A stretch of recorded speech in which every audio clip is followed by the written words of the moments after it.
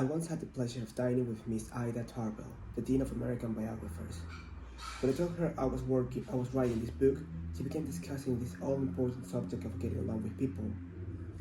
And she told me that while she was writing her biography of Owen D. Young, she interviewed a man who had sat for 3 years in the same office with Mr. Young.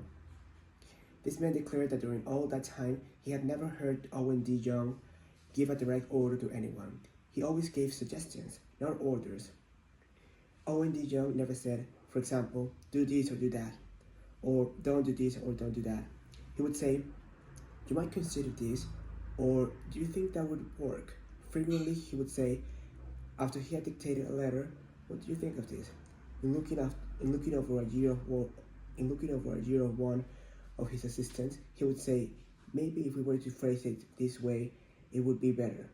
He always gave people the opportunity to do things themselves.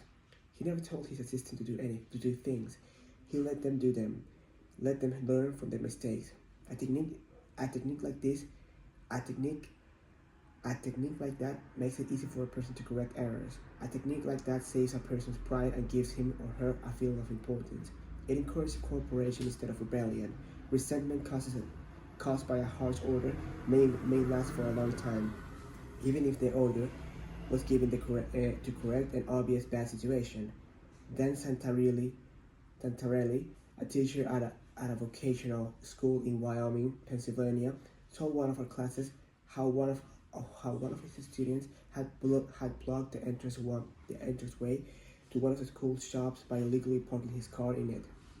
One of the other instructors stormed into the classroom and asked in an arrogant tone, whose car is blocking the driveway?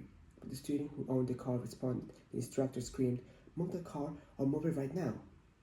Move that car and move it right now, or I'll wrap a chain around it and drag it out of there. Now the student was wrong. The car should not have been parked there. But from that day on, not only did that student resent the instructor's actions, but all the students in the class did everything they could to give the instructor a hard time and make his job unpleasant. How could he have handled it differently?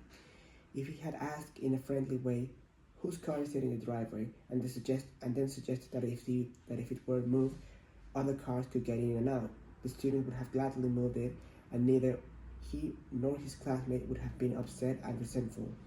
Asking questions not only makes an order more palatable, it often stimulates the creativity of the persons whom you ask. People are more friendly to accept an order if they have had a part in the decision that caused the order to be issued. When Ian MacDonald of Johannesburg, South Africa, the general manager of a small manufacturing plant specializing in precision machine parts, had the opportunity to accept a very large order, he was convinced that he would not meet the promised delivery date. The work already scheduled in the shop and the short completion time needed for this order made it seem impossible for him to accept the order. Instead of pushing his people to accelerate their work and rush the order through, he called everybody together and explained the situation to them, and told them how much it would mean to the company and to them if they could make it possible to produce the order on time. Then he started asking questions.